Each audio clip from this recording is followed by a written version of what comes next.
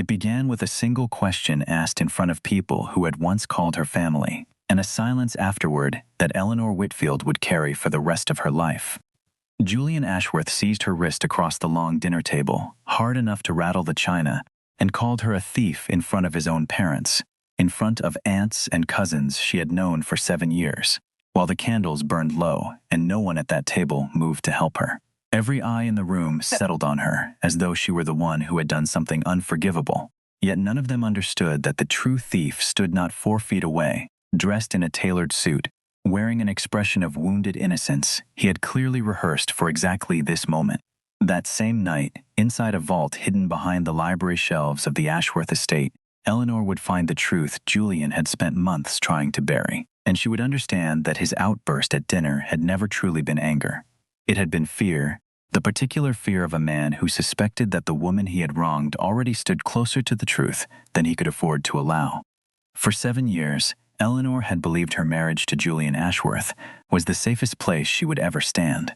When they met, he was not yet the man whose portrait hung in the lobby of every hotel his family owned, not yet spoken of in the hushed, half-frightened tones the old society families of Wintermere used for him, the Vampire King, a title people whispered more often than they would ever admit aloud in daylight. To her, he was simply a quiet, attentive man with skin pale as moonlight and hair the color of frost, who listened to her the way no one ever had, who told her he wanted a life built on honesty and equal partnership, and she had believed him without a single reservation. She still remembered the evening they met, at a fundraiser held inside an old converted mill on the river, where she had gone reluctantly at a friend's insistence and spent most of the night standing near a window, rather than mingling with strangers. Julian had approached her not with any of the polished lines she expected from a man of his standing, but with a simple question about the book tucked under her arm, and within an hour they had talked through 2 full-course changes. Without either of them noticing, the food had grown cold. He walked her to her car afterward and said nothing about seeing her again, yet appeared the following evening outside the small architecture office where she worked, holding 2 coffees and an apology for presuming she might want one. It was such a small gesture, and yet she had carried the memory of it through every difficult year that followed, wondering when exactly that careful, patient man had begun slipping away from her. He proposed to her on the rooftop terrace of the very first hotel his family had ever owned, an aging building slated for renovation that he had insisted on showing her before the construction crews arrived to strip it down to its bones. He told her, standing among dust sheets and half-removed fixtures, that he wanted to build something new with her, the same way this old building would soon be rebuilt, carefully and with both of their hands on every wall. She had cried that night, not from any grand romantic gesture, but from the plain, steady sincerity in his voice, a sincerity she would spend years afterward trying to reconcile with the man he slowly became. Together they built Ashworth Holdings into one of the most respected names in the region, a sprawling reach of hotels, vineyards, and shipping interests that most people assumed had sprung fully formed from Julian's ambition alone.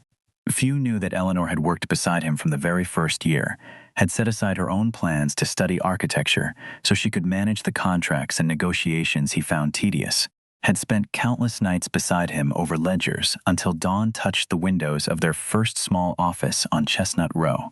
She never resented the sacrifice, not once, because she believed she was building something they would hold equally between them for the rest of their lives. She had chosen, deliberately and without regret, to place her name quietly behind his on every document, believing a marriage meant the credit mattered far less than the life they were building together. But somewhere across those 7 years, the man she had married began to disappear. The warmth he once wore so easily faded into something colder, something that watched the world from a careful distance. He grew obsessed with figures on a ledger rather than the people behind them. There were meetings that appeared on his calendar without warning, trips that took him away for days at a time, calls he stepped outside to answer even in the middle of a quiet dinner at home. Whenever Eleanor asked what was wrong, he offered the same smooth, untroubled smile. "You are imagining things," he told her once, smoothing her hair back from her face, with a hand that never seemed to hold any warmth of its own.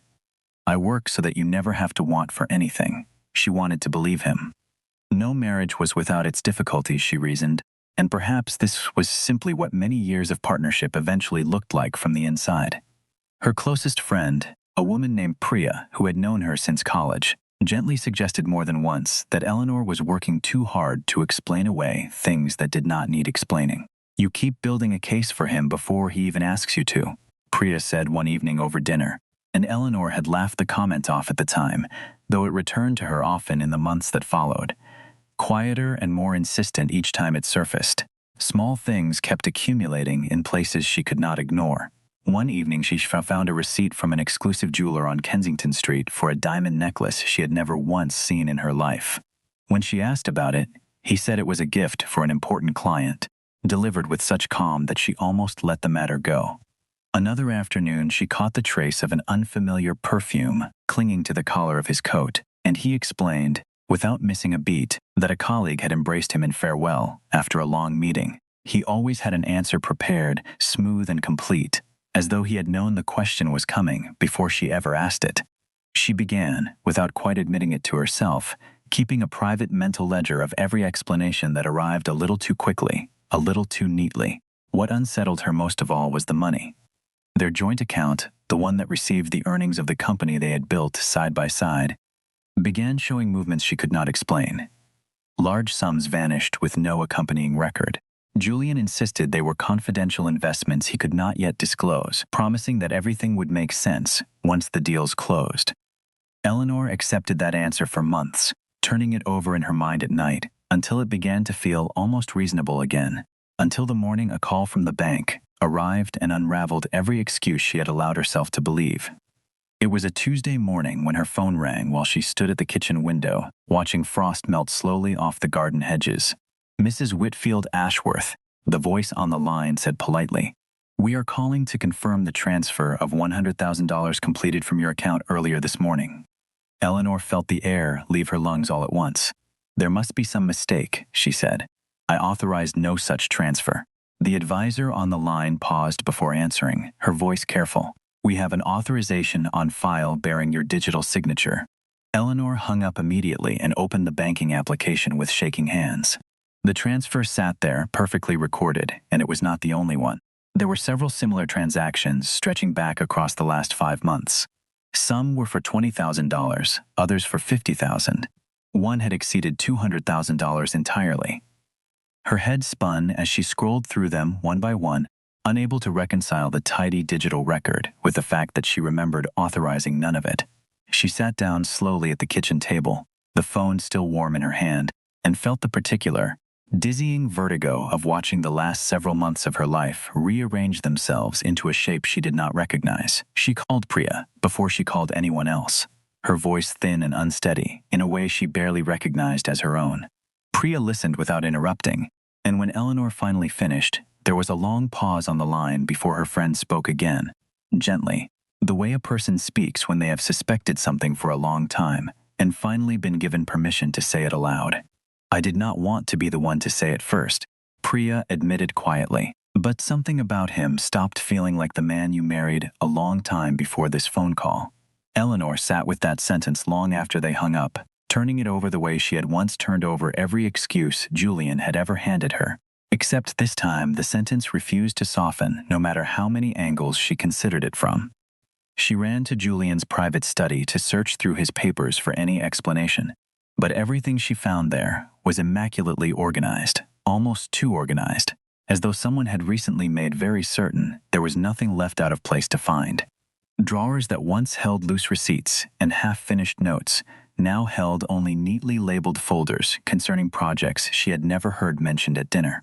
Even the calendar pinned above his desk had been copied over in fresh ink, every entry written in the same careful, unhurried hand, as though it had been recreated rather than simply updated. That same afternoon, she placed a quiet call to an old friend named Simon Cole, who had spent the last decade working in digital security for a firm 2 states away. She asked him to examine the digital certificate used to authorize those transactions, careful to keep her voice steady, even as her hands would not stop trembling. He asked her, gently, whether she was certain she wanted to know what he might find. And she told him she had never been more certain of anything. 2 days later, his answer arrived by a short, guarded message. "Eleanor, someone cloned your electronic signature." She wrote back at once. Who could possibly do something like that? His reply came after a long, uncomfortable pause. "Only someone with permanent access to your personal documents. He did not need to write a name. She already knew it. And still, some stubborn, hopeful part of her refused to accept what the answer so plainly suggested, insisting that she needed proof before she allowed herself to believe the very worst about the man she had spent 7 years beside. That night, she sat alone in the dark of her own bedroom and read back through years of old messages between them, searching for the exact place where his voice had begun to change on the page, where his sentences had grown shorter, his excuses more polished, his affection more scheduled than spontaneous. She found no single moment she could point to, only a slow erosion so gradual that she had adjusted to each small loss before she ever noticed it had happened. The way a person grows accustomed to a room slowly growing colder without ever quite deciding to put on a sweater. Over the following weeks, Eleanor stopped behaving like a worried wife and became something closer to a quiet observer inside her own home. She began keeping a private record of everything, every schedule, every unexplained trip, every call that pulled Julian away from a room, every purchase that appeared on statements she now checked daily instead of glancing over once a month. She wrote it all down in a small notebook she kept hidden inside a box of old architecture textbooks, the one place in the house she was certain no one else would ever think to search.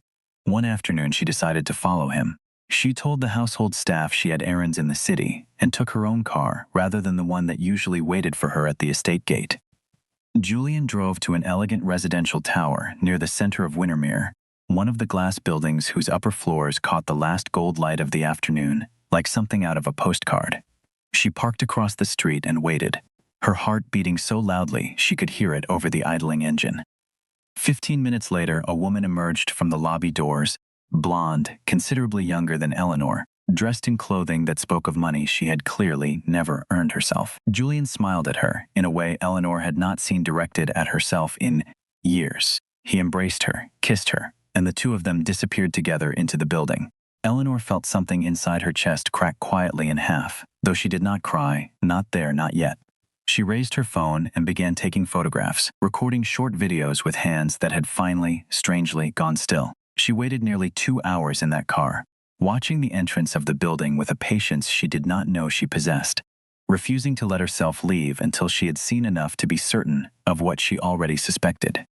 When the pair finally reappeared, Julian carried several bags from an exclusive jewelry boutique, and the woman laughed as she slid a glittering watch onto her wrist, admiring it beneath the streetlight as though she had been born wearing jewels like that.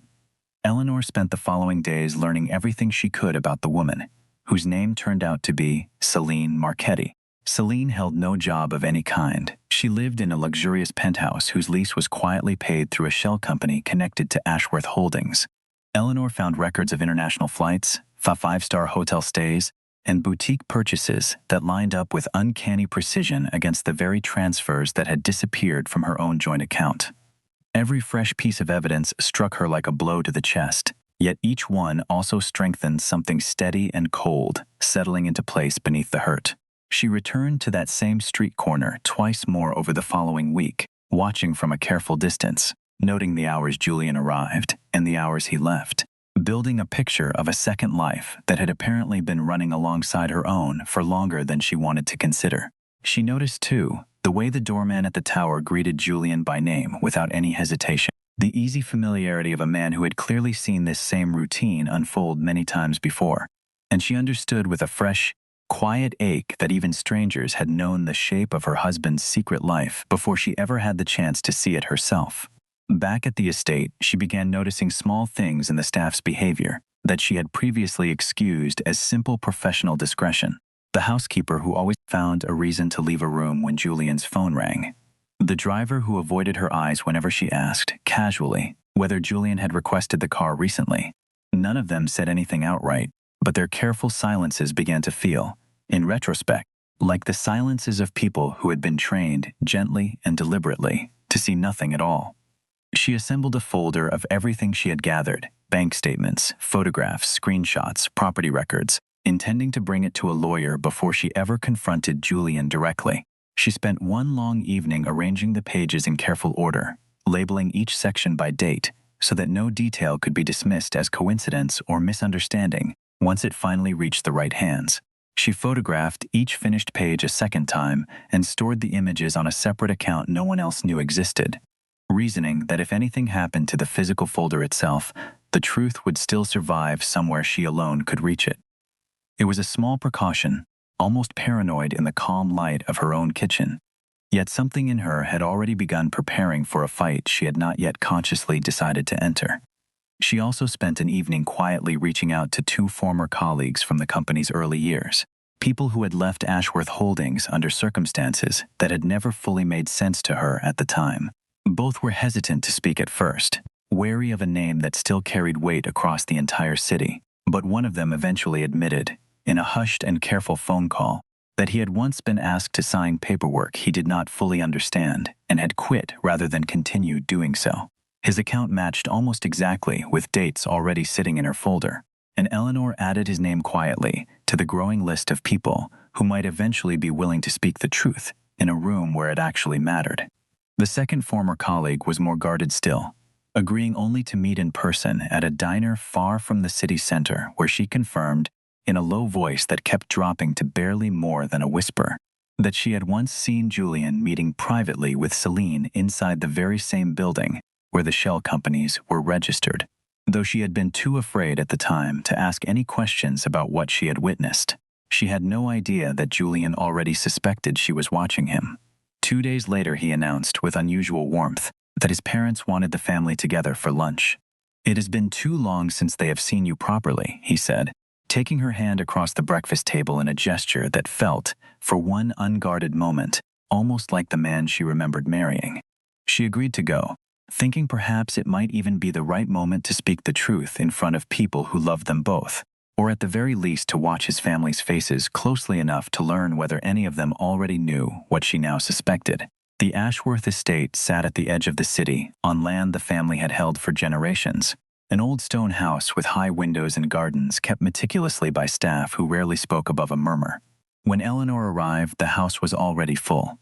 Julian's siblings laughed together over old family stories. His aunts and uncles raised toasts to nothing in particular, and his mother, Cordelia, greeted her at the door with a smile that did not quite reach her eyes. His father, Thaddeus, barely lifted his gaze from the newspaper folded in his lap. Everything appeared ordinary, almost too ordinary, in the particular way that made the skin at the back of Eleanor's neck prickle with unease she could not name. The dining room itself looked exactly as it always had, the long table set with the same heavy silver the family had used for generations, tall windows framing a garden already dimming toward evening.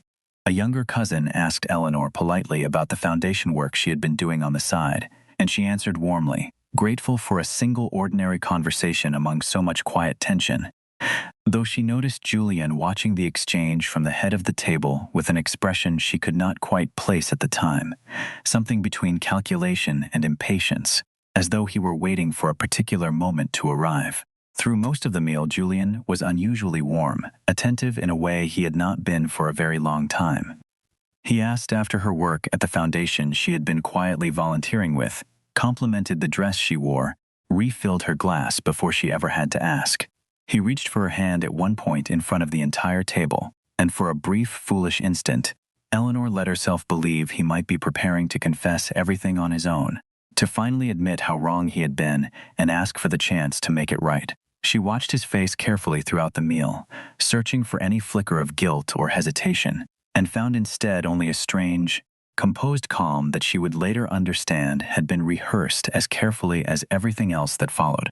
Instead, when dessert had been cleared away, he brought his open palm down against the table, hard enough that the crystal glasses trembled and every conversation in the room died at once.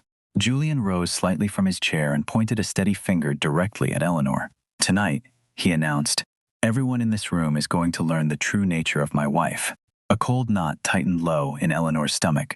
He produced a leather folder nearly identical to the one she had assembled herself, and opened it slowly across the table for everyone to see. Inside were bank documents, contracts, and copies of wire transfers, every page bearing her own signature. "Eleanor has been stealing from this company for months," he said, his voice carrying easily to every corner of the room.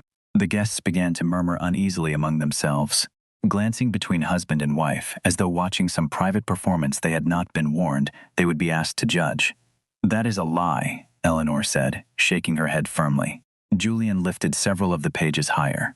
"Here is the proof, right in front of everyone." She studied the documents in his hand and felt the ground tilt beneath her. Her signature was there on every single page, yet she knew with absolute certainty that she had never signed a single one of them. "They have forged these papers," she said, trying to keep her voice from shaking. Julian took a single step closer, his pale eyes fixed on hers without a trace of warmth remaining in them. "Are you still going to lie to everyone at this table?" he asked, his voice pitched low and even, meant for effect rather than genuine anger. One of the older uncles cleared his throat as though preparing to speak in her defense, then caught Julian's eye across the table and thought better of it, lowering his gaze to his own folded hands instead. Eleanor felt, in that single small moment, the exact shape of the trap Julian had built, not merely a lie told once, but an entire evening engineered so that every witness in the room would owe him something afterward, a favor, a debt, a fear too large to risk speaking against. She reached for her phone, meaning to show the family the photographs of Celine, the evidence she had gathered so carefully over the past weeks, but she never had the chance. Julian tore the bag from her shoulder in one sharp motion. "Enough of this," he said. When she tried to pull it back from him, his hand closed hard around her wrist and yanked her forward, forcing her to stumble against the table as porcelain rattled and one wine glass toppled over, staining the white cloth a deep spreading red. "You are a thief," he said, loud enough that it echoed against the high ceiling, and Eleanor searched the room desperately for any face that might come to her defense. Cordelia lowered her eyes to her lap. Thaddeus sat utterly motionless, his knuckles pale where they gripped the arms of his chair. One of Julian's younger cousins half rose from her seat before an aunt's hand settled firmly on her arm, drawing her back down without a word. Even the housekeeper standing quietly near the kitchen doorway pressed a hand over her own mouth, then turned and withdrew from the room entirely, rather than watch what was unfolding at the table she had set with her own hands only an hour before. Not a single person at that long table said a word in Eleanor's defense. Eleanor twisted her wrist free with a hard, sudden pull, her skin already reddening beneath her sleeve. And though the sting of tears rose sharply behind her eyes, she refused to let a single one fall in front of any of them. She bent to retrieve her bag from where it had landed on the floor, straightened her spine, and looked slowly around the table at every face gathered there. She found no compassion anywhere in that room, only fear, and that fear told her, with sudden and complete clarity, that some of them had already known the truth long before tonight. Without another word, Eleanor turned and walked out of the great stone house. As she crossed the gravel drive toward her car, she heard another vehicle pulling in through the front gate behind her. She glanced back and saw Celine Marchetti stepping out of the passenger side of a bright red sports car, smiling as though the entire property already belonged to her. Celine did not so much as glance toward Eleanor as she crossed the drive, already speaking cheerfully to the housekeeper who hurried out to greet her, and Eleanor stood frozen beside her own car for a long moment, watching the easy, practiced familiarity between them, a woman who had clearly walked those front steps many times before tonight. Eleanor sat in her car at the edge of the drive for several minutes afterward, unable to make herself pull away, watching the lit windows of the house where she had once believed her whole future would unfold, until finally she forced her hands to steady on the wheel and guided the car slowly out through the front gate. In that single instant, Eleanor understood that none of what had just happened inside that dining room had been an accident.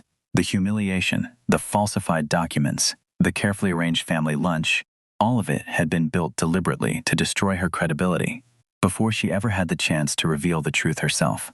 But Julian had made one critical mistake in building his careful trap, an error he did not yet know would eventually cost him absolutely everything he had spent so many years accumulating. Eleanor drove without any destination in mind for hours afterward, her mind replaying the scene from the dinner table again and again, the sting still radiating faintly from her wrist every time the memory surfaced. Yet something troubled her even more deeply than the humiliation itself, and that was the strange, complete silence of Julian's parents. Neither of them had attempted to stop him. It had not looked like fear exactly. It had looked like people who already knew precisely what was going to happen before it ever began, the way a family sometimes braces itself, without discussing it aloud, for a storm everyone has quietly agreed never to name directly. That night, alone in a quiet hotel room across the city, Eleanor remembered something from months earlier that she had let slip from her mind entirely until now. Julian had come home unusually late one evening, and believing her already asleep, had hidden a small brass key behind an old painting inside his private study. She had watched him through barely open eyes at the time and thought little of it. But the image returned to her now with startling clarity, and with it came the first real thread she might be able to pull, the single loose stitch that might finally unravel everything Julian had spent so long stitching carefully shut. She lay awake until the sky outside her window began to lighten, turning the memory over and over, until she finally rose, dressed, and decided she would not wait a single day longer to learn what that key had been protecting. She spent the following day rehearsing exactly how she would explain herself if anyone found her inside that house after everything that had happened at the family lunch, though no explanation she could invent felt adequate to the risk she was about to take.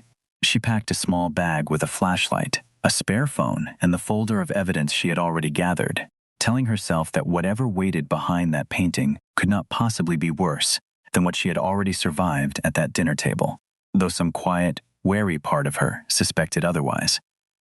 She waited until well past midnight, certain that Julian would be with Celine somewhere across the city, celebrating the fact that his entire family now believed his wife to be a common criminal. Using a set of keys she still carried from her own years in that house, Eleanor let herself quietly into the Ashworth estate. The great house sat in complete darkness, silent except for the steady, patient ticking of the antique clock in the front hall. Every window she passed reflected her own pale, tired face back at her, and for a moment she almost turned around, before the memory of the dinner table steadied her resolve again. She climbed the stairs to Julian's study with her hands trembling, and there, behind the old painting exactly where she remembered, hung the small brass key. She drew a slow breath and turned toward the tall library shelves standing against the far wall. Behind a section of leather-bound volumes, she found a safe cleverly concealed within the woodwork, nearly invisible unless a person already knew precisely where to look. She fitted the key into the lock, then began entering numbers, knowing Julian's habit of choosing only dates that mattered deeply to him. She tried their wedding date first, then his mother's birthday, then the date the company had first opened its doors, each attempt rewarded only with a small, patient blinking light. It took her several more attempts before she finally tried the exact day they had founded the company together, all those years ago. The heavy metal door swung open slowly on well-oiled hinges. Inside there was no money at all. There was something far worse. Dozens of folders sat neatly organized by name, by company, by bank account, alongside passports and contracts belonging to people she had never once heard of. She flipped through several of them with growing horror, recognizing names of local officials and business partners she had shared dinner tables with over the years, each folder documenting some quiet arrangement she had never once suspected existed beneath the surface of their ordinary lives. One folder contained deeds to properties registered under names she did not recognize at all, addresses scattered across 3 different states, each one cross-referenced with a handwritten note in Julian's own careful script. Another held what appeared to be correspondence with an offshore bank, sealed behind a second, smaller lock she did not attempt to force open that night, unwilling to spend any longer inside that room than she absolutely had to. A thin layer of dust along the edge of one shelf told her this particular corner of the vault had not been disturbed in a very long time, as though even Julian himself sometimes avoided looking too closely at everything he had buried here. Near the back she found a single envelope marked with only one word, her own name. Her whole body went cold as she opened it. Inside were documents fully prepared to incriminate her for tax fraud, money laundering, and corporate theft, every page complete and ready, needing only to be delivered to the authorities. Julian had constructed an entire plan meant to make her the sole person responsible for every crime he himself had committed. A chill crept down her spine as she heard footsteps approaching the study from somewhere down the hall. She closed the safe quickly and turned toward the door just as it opened. It was not Julian who stepped through the doorway. It was Thaddeus, his father. The older man stood still for a long moment, studying her without any trace of surprise on his face. If anything, he looked like a man who had been waiting for this exact moment for a very long time. "I knew you would eventually find all of this," he said, his voice heavy with an exhaustion that seemed to reach far deeper than mere fatigue. Eleanor said nothing at first, only tightened her grip on the folder she now held. Thaddeus raised both hands slowly, a gesture of surrender rather than threat. "I have not come to stop you," he said. She studied him with open distrust. "Then why did you never do anything, the night your son destroyed me in front of everyone you love?" The old man closed his eyes briefly, as though carrying some enormous invisible weight. "Because for years I believed I could still save him," he answered quietly. They walked together into the estate's dark garden to speak away from any watching eyes. And what Thaddeus told her there reshaped everything Eleanor thought she understood about the Ashworth family. Julian had not begun stealing recently at all. For more than 6 years, he had been siphoning money through shell companies scattered across 3 states, falsifying contracts, moving funds between accounts overseas, purchasing properties under other people's names. He used stolen identities to justify every transaction. The Ashworth line, Thaddeus explained quietly, had for generations been quietly regarded among the city's oldest families as something more than merely wealthy. An old bloodline that had learned long ago how to keep its true nature carefully folded inside ordinary business dealings, hidden behind hotels and vineyards and polite charity dinners. It was a name people whispered about with a kind of nervous respect they rarely examined too closely, and Julian had learned to use that same careful silence as cover for far more ordinary greed. Thaddeus admitted he had first discovered the irregularities nearly 2 years earlier and had tried to expose his own son. Julian had responded by threatening to reveal an old family secret to the human world, one that would destroy the Ashworth name and unravel the fragile peace their bloodline had maintained across generations among the handful of old families who understood exactly what that name really meant. Since that day, both of his parents had lived quietly beneath the weight of that threat, trading their silence for whatever fragile safety it seemed to buy them. "Your mother-in-law hired investigators months ago," Thaddeus continued. Eleanor felt the world tilt sideways again. "My mother-in-law," she repeated. He nodded slowly. "She has not trusted Julian for a very long time either." Eleanor asked him, carefully, what exactly the Ashworth name had once meant before it became simply another entry on a stock exchange ticker. Thaddeus considered the question for a long moment before answering. "There are families in this city," he said quietly, "that have carried their fortunes and their true natures across more generations than any public record could ever explain. And mine is one of them." He did not elaborate further at first, only told her that the old families maintained an unspoken agreement among themselves, a fragile peace built on discretion, and that Julian's greed had begun to threaten the very foundation that agreement rested upon. When Eleanor pressed further, asking plainly whether Julian's unnatural stillness and his skin that never seemed to age were truly what she suspected them to be, Thaddeus studied her for a long moment before answering with a single, careful nod, offering no further explanation, as though the confirmation alone was already more than he felt entitled to give away. He added only that the old bloodlines valued discretion above nearly everything else, and that a scandal loud enough to draw the attention of ordinary reporters and courts was precisely the outcome every family like his own had spent centuries learning to avoid. Eleanor did not fully understand everything he meant that night, but she understood enough to recognize that the danger surrounding her now reached far beyond one unfaithful husband and his falsified paperwork. Neither of them noticed the black car parked quietly across the street from the estate while they spoke. Inside that car, someone was photographing every movement they made. It was Celine, though she was not alone. In the driver's seat sat a man Eleanor had never seen before in her life, watching them both with a patience that suggested he had done this kind of work many times. When Eleanor returned to her hotel room, she carefully examined everything she had taken from the vault. Tucked inside a hidden compartment within one of the folders, she found a small memory drive. She connected it to her laptop at once, and the first files that appeared were private recordings from cameras hidden inside Julian's study. Dozens of videos organized meticulously by date. In one of them, Julian spoke calmly with his accountant. "If this ever falls apart," he said, "all of the responsibility lands on Eleanor. The forged signatures are already prepared." She felt her breath catch painfully in her chest.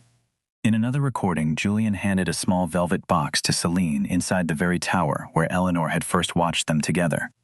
"All of this is paid for by my wife," he told her, without her ever knowing it. Celine laughed softly as she embraced him. Every recording that followed proved as damning as the last. Conversations about hidden accounts, illegal payments, bribes, phantom companies, and the names of several very influential people involved in the entire operation. In one clip, Julian laughed with an associate about how easily his wife's trust had made everything possible, calling her, without any apparent shame, the perfect quiet partner, someone who would never think to look too closely at numbers she had been taught for years to leave entirely in his hands.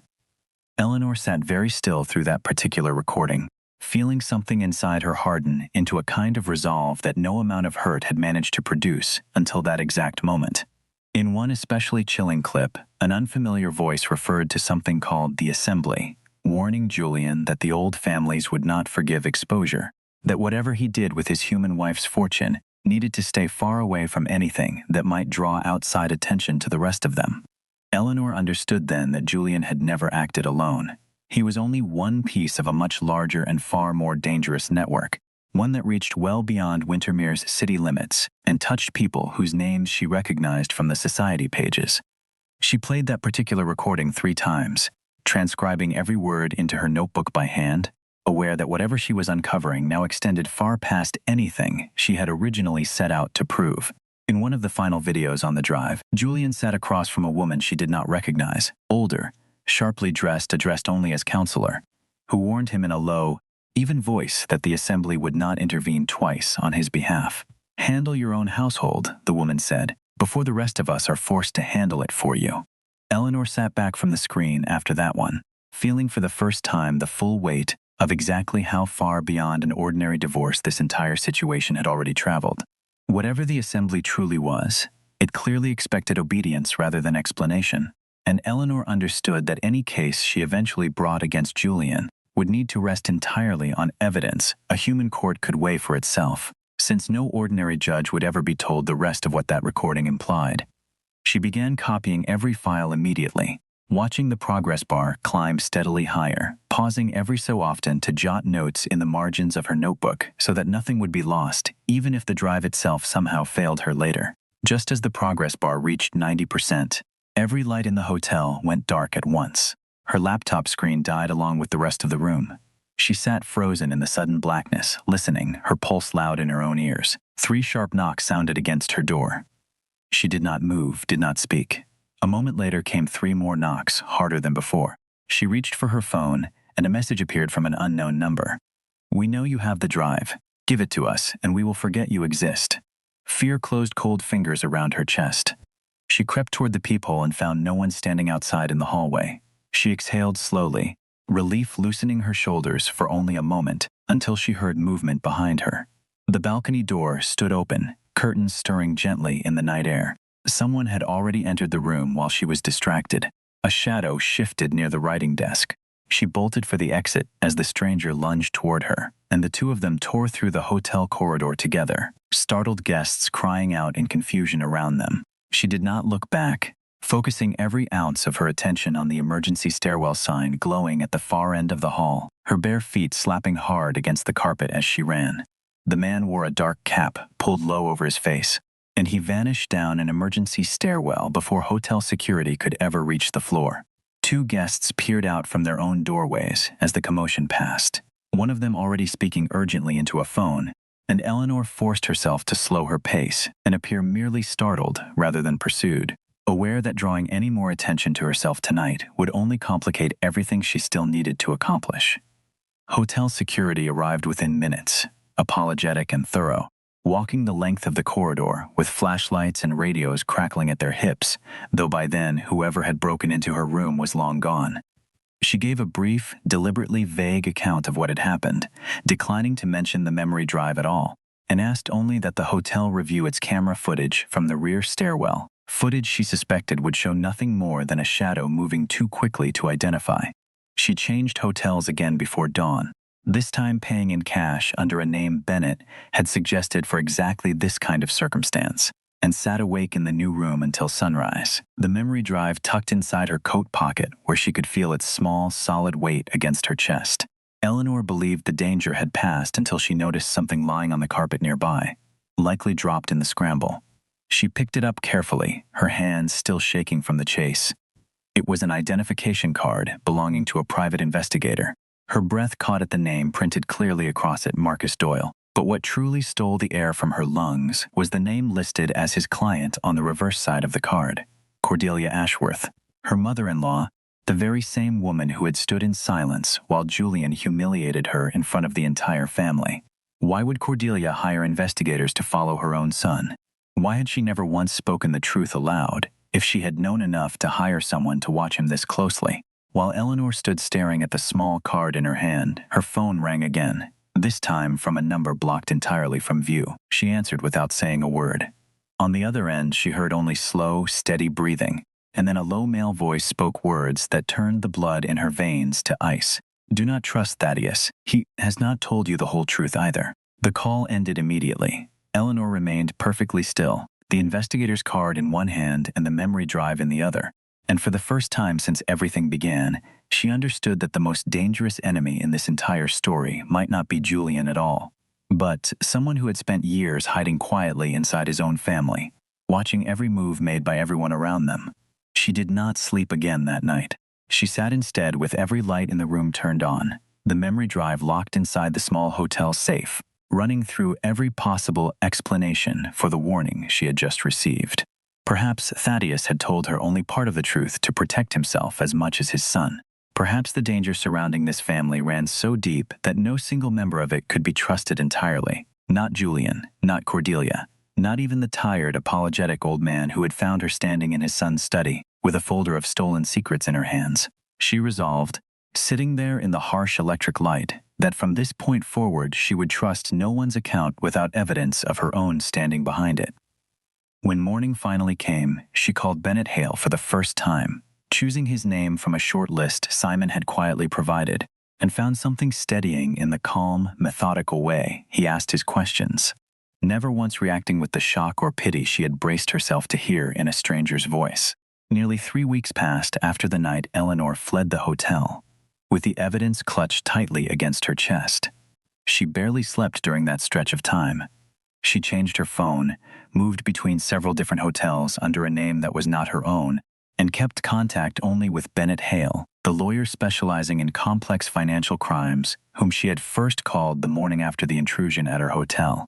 And with the small team of investigators now quietly building a case against Ashworth Holdings, Bennett reviewed every document she handed him with the same slow, careful patience, cross-referencing dates and account numbers late into the evening, occasionally calling her with a single clarifying question that made her realize just how thoroughly he intended to prepare before anyone made a single public move. He arranged quietly for 2 of the former employees Eleanor had located to give sworn statements corroborating the paper trail, and he spent an entire weekend with a forensic accountant, tracing the shell companies backward through 3 different states until the money finally led to accounts bearing Julian's own concealed signature rather than hers. Bennett warned her more than once that cases like this could take years to resolve fully, and that she needed to prepare herself for delays, appeals, and long stretches of silence from the authorities, while evidence was verified beyond any possible challenge. She learned to measure time differently during those weeks, not by the calendar but by small private milestones. A signed affidavit here, a verified bank record there, each one a quiet brick laid carefully into a wall she was building around the truth so that Julian would never again be able to talk his way past it. The memory drive alone proved sufficient to demonstrate that Julian had operated shell companies for years, yet it also revealed the names of several accountants, business partners, and attorneys who had willingly helped him along the way. The authorities asked Eleanor for absolute discretion while their case took shape, warning her that a single misstep now could give Julian and whoever stood behind him enough warning to disappear the very evidence she had risked everything to gather. Meanwhile, Julian carried on as though nothing at all had changed. In interviews, he claimed the company was entering the strongest period in its history. He even announced a grand gala to unveil an ambitious new international venture. Business publications praised him as a model of quiet, steady success. Not one of them suspected that his empire was already being quietly dismantled from within, piece by careful piece, far from any camera or headline. Even the gala's invitation list, when Bennett finally obtained a copy through the investigators, read like a roster of every person still willing to lend Julian their name and their credibility, a list that would shrink considerably within hours of the evening actually taking place. Eleanor spent those weeks learning to live as someone else entirely, paying for coffee in cash, keeping her curtains drawn, checking twice before entering any building that she had not personally chosen at the last minute. Bennett insisted on the precaution after the intrusion at her previous hotel, reminding her gently but firmly that whoever had sent that warning message clearly had resources most ordinary people never encountered in their lives. She grew used to the particular loneliness of those weeks, speaking to almost no one beyond her lawyer and the investigators, and found, somewhat to her own surprise, that the quiet gave her space to grieve the marriage itself, separate from the crimes, in a way the chaos of the previous months had never allowed.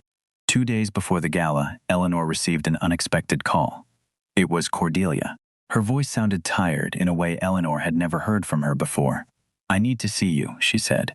Eleanor agreed to meet her at a small, out-of-the-way cafe far from the center of the city, a place with mismatched chairs and a chalkboard menu where neither of them was likely to be recognized. When Cordelia arrived, she looked as though 10 years had settled onto her shoulders all at once. She sat down across from Eleanor and, before saying a single word, placed a sealed envelope on the table between them. "Forgive me," she whispered. Eleanor looked at her without understanding. Cordelia's eyes filled with tears. "The night Julian humiliated you, I should have stopped him. I wanted to, but I was afraid." Inside the envelope, Eleanor found old photographs, copies of bank transfers, and a small handwritten notebook. "What is all this?" she asked. "My diary," Cordelia answered. "For years I wrote down every irregularity I noticed inside the company. Dates, amounts, names, conversations, all of it recorded carefully. I hired investigators because I knew my son was destroying the lives of many people. I never imagined he was also preparing a trap meant to destroy you." Eleanor felt a tight knot rise in her throat. "Why did you never speak up before now?" she asked quietly. Cordelia lowered her gaze. "Because I always believed he would change." She spoke for a long while after that, describing the young man Julian had once been, gentle and uncertain of his own strength, and how slowly and completely that young man had disappeared beneath the ambition that eventually consumed him. Eleanor listened without interrupting, understanding for the first time that Cordelia's silence had never come from indifference, only from a particular kind of grief that had simply run out of places left to go. There was little use searching for blame among people who had also spent years living beneath the same quiet fear. Before they parted, Cordelia reached across the table and took Eleanor's hand in both of her own, a gesture so unlike the cold, careful woman Eleanor had known for 7 years that it startled her more than anything written in the diary. "Whatever happens at that gala," Cordelia said, "I want you standing there knowing at least one member of this family finally chose you over him." Eleanor did not fully trust the sentiment yet, not after everything the last month had taught her about this family's silences, but she found herself, unexpectedly, wanting to believe it anyway. The night of the gala finally arrived, and the hotel hosting it blazed with light from every window. Dozens of reporters gathered outside, waiting eagerly for the arrival of investors and business leaders, cameras flashing at every car that pulled beneath the covered entrance, valets moving briskly between one gleaming vehicle and the next while a string quartet played somewhere just inside the tall glass doors.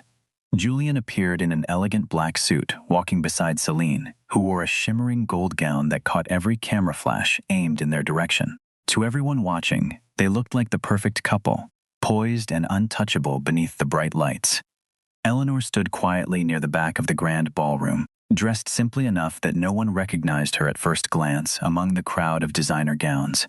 Her lawyer remained close by, and several plainclothes agents moved discreetly among the other guests, waiting for the signal that had already been arranged days earlier. Everything had finally been prepared. Julian climbed the stage and lifted his voice over the crowd. "Tonight," he announced, "we celebrate the beginning of an entirely new chapter for this company." The room erupted in applause. He spoke for several long minutes about growth, trust, and leadership, every word ringing hollow and ironic against everything Eleanor now knew to be true. When his speech ended, he raised a glass of champagne high above his head to offer a toast. Eleanor watched him from the shadowed edge of the room, feeling none of the panic she had expected to feel standing so close to him again. Instead, she felt strangely calm, almost distant from her own body, as though she were watching the final scene of a long play she had rehearsed too many times to fear anymore. Bennett caught her eye once from across the room and gave the smallest, steadiest nod, a signal they had agreed upon days earlier, confirming that every technical arrangement was finally in place and there was nothing left to do now but walk forward. That was the exact moment. Eleanor began walking slowly toward the stage. A wave of murmurs spread through the crowd immediately. Celine's eyes went wide with alarm. Julian froze completely where he stood. "What are you doing here?" Julian asked, struggling visibly to hold on to his composure. Eleanor reached for the microphone stand beside him. "I have come to tell a story everyone in this room deserves to hear," she said. He took a step toward her, but two agents positioned near the stage quietly blocked his path before he could reach her. For a moment, his composure nearly returned.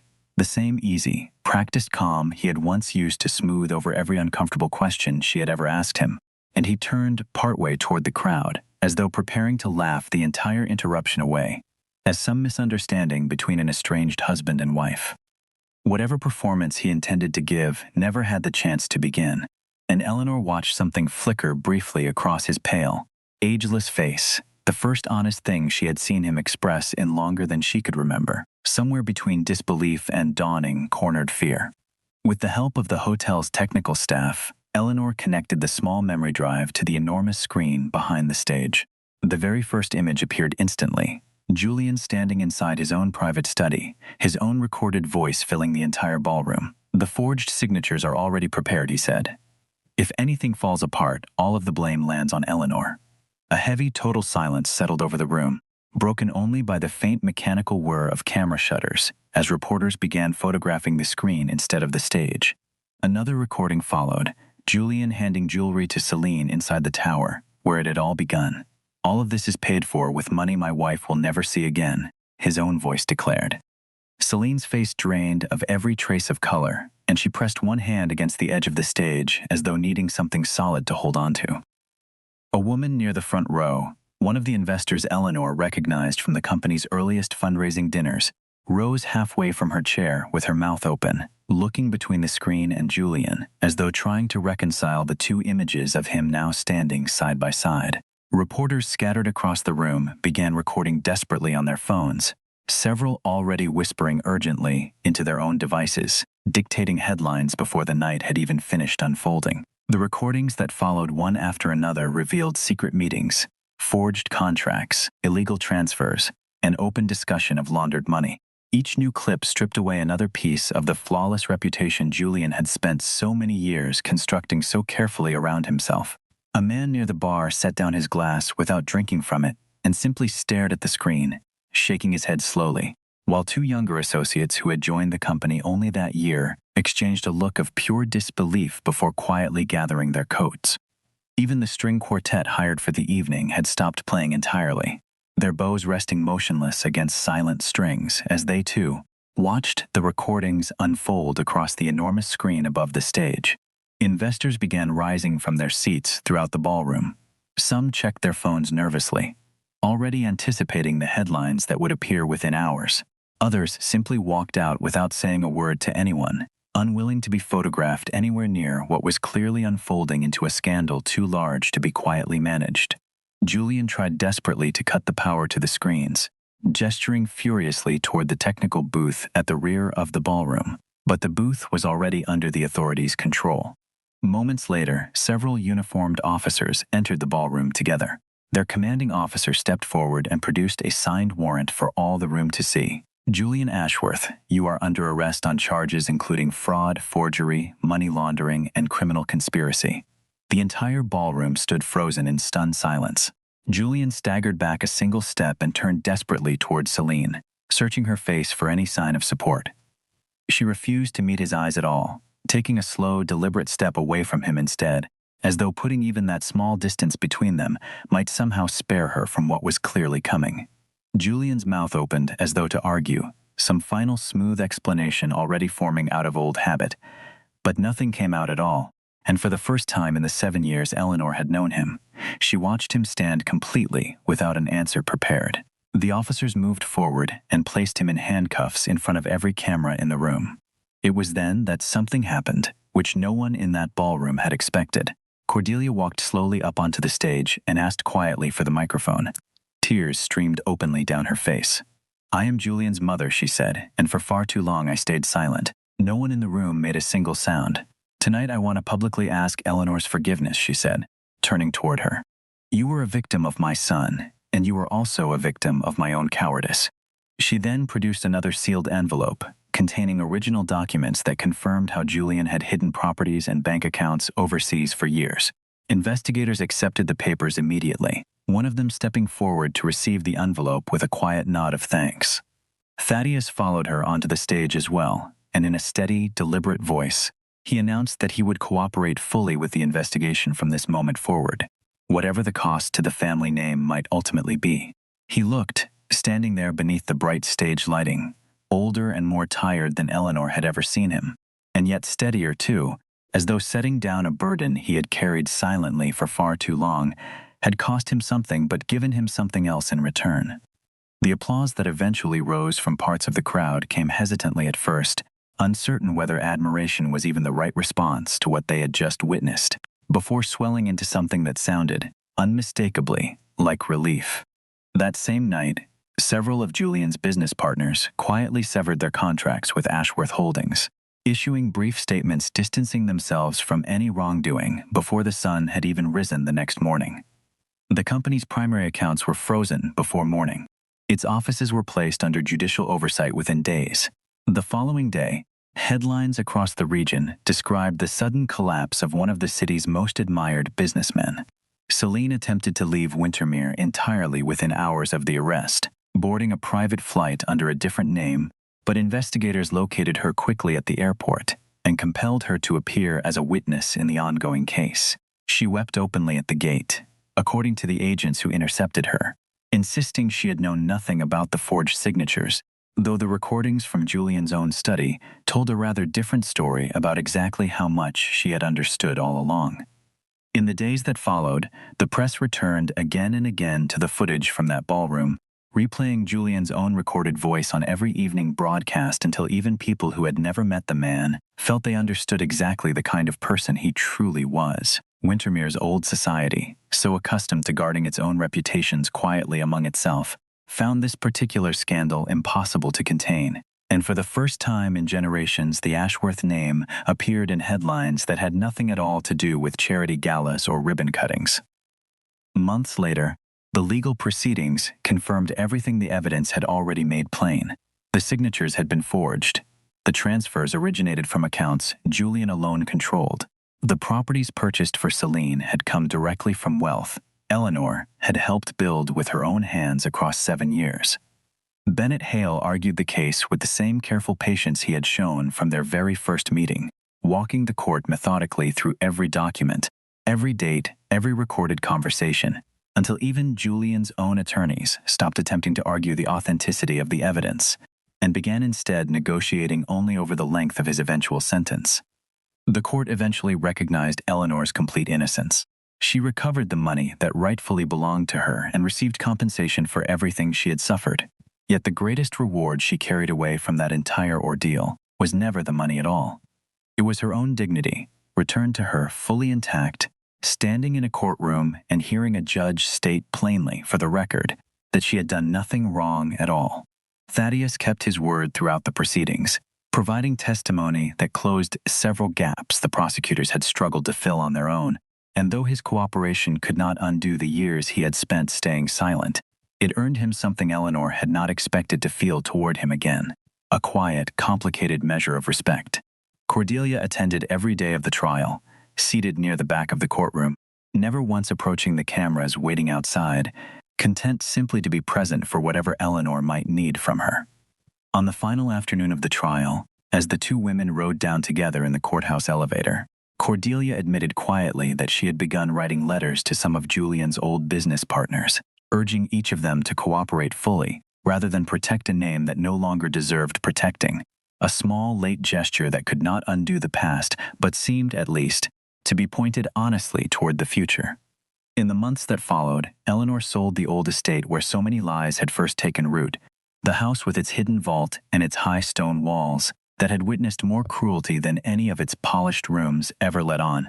She walked through its empty halls one final time before handing over the keys, feeling strangely light rather than sorrowful, as though she were finally setting down a weight she had carried for far longer than she had ever realized. She paused only once, in the library where the hidden vault still sat behind its shelves, now empty and disarmed, and allowed herself a long moment to simply breathe in a room that had once frightened her more than anywhere else on earth, before closing the door gently behind her for the last time. She rented a small house closer to the center of the city after that, modest compared to everything she had once called home. With a garden she tended herself and a kitchen window that caught the morning light in a way the old estate never had. Priya visited most weekends, and slowly, without either of them planning it, their old friendship settled back into something easy and unhurried, filled with the kind of ordinary conversation Eleanor had nearly forgotten how much she missed. With the proceeds, she opened a small foundation dedicated to supporting women who had survived economic abuse and manipulation within their own marriages, naming it after some deliberation, simply for the quiet strength she wished she had recognized in herself far sooner than she had.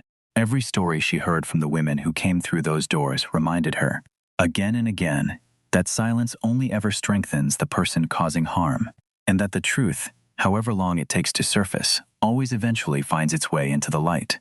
She spent long afternoons listening to women describe their own versions of the same quiet unraveling, the same smooth explanations offered a little too quickly, the same accumulating unease they had once tried so hard to reason away, and she found, to her own quiet surprise, that helping them recognize the pattern early gave her more peace than anything the courtroom verdict had provided. Priya joined the Foundation's board within its first year, and Simon Cole volunteered his own expertise to help other women trace the same kind of digital deception that had once nearly cost Eleanor everything, insisting he wanted no payment beyond knowing the work mattered. Slowly, the Foundation grew into something larger than Eleanor had ever imagined. On the day she first signed its papers, a place where women arrived frightened and uncertain, and left, months later, standing a little straighter than when they had come through the door. Nearly a year after the trial concluded, a letter arrived at her office bearing a return address from the state correctional facility where Julian was serving his sentence. She opened it calmly, without any trace of the fear that once accompanied his name, turning it over once in her hands before finally breaking the seal. Inside was a single sentence, written in his own familiar handwriting. "I lost everything the day I stopped respecting you." She folded the page slowly and sat with it for a long while, feeling neither anger nor any small, bitter satisfaction, only a quiet, settled peace in knowing that the truth had finally arrived, however long it had taken to reach her. She walked that same afternoon to a small park not far from her office, one lined with old oak trees that had stood through generations of the city's quiet history, their branches now heavy with the last full green of late summer. She let the wind pull the folded letter gently from her fingers, watching it tumble and drift away between the branches until it disappeared entirely from view. As she stood there in the fading afternoon light, she understood, finally and completely, that real victory had never been about watching Julian fall. It had been about standing back up after the worst humiliation of her life, about speaking the truth with a steady voice even when every person in the room stayed silent, and about discovering that no lie, however carefully constructed, or however powerful the man behind it, can remain hidden forever. There is a particular kind of strength that only reveals itself once everything a person believed safe has already collapsed around them. It rarely announces itself with anger or grand declarations. More often it arrives quietly, in the simple decision to keep gathering evidence one more night, to make one more difficult phone call, to walk back into a room full of people who once looked away and refused to be smaller than the truth demands.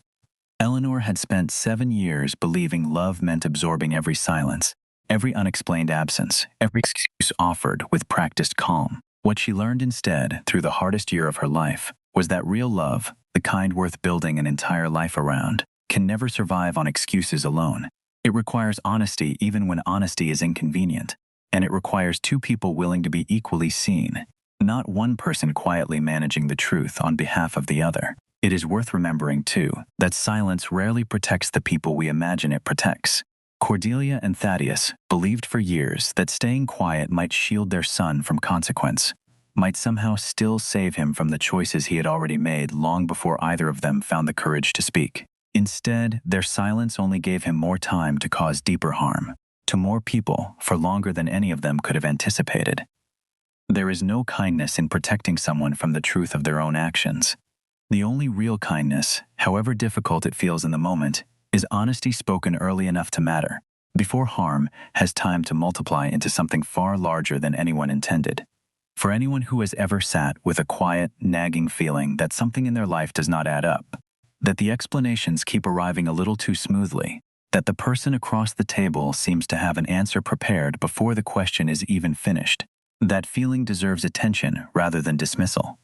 Trust is a precious thing, and it should never be handed over blindly simply because questioning it feels uncomfortable or disloyal. A relationship built on genuine partnership can withstand honest questions. One that cannot is already telling you something important, whether or not anyone involved is ready yet to hear it. Eleanor's greatest lesson was not that people are always what they seem, but that the courage to look clearly, even when the truth is painful, is what ultimately allows a person to reclaim their own life. Dignity, once nearly stolen, can always be recovered, not through revenge, but through the simple, steady act of standing back up and telling the truth exactly as it happened.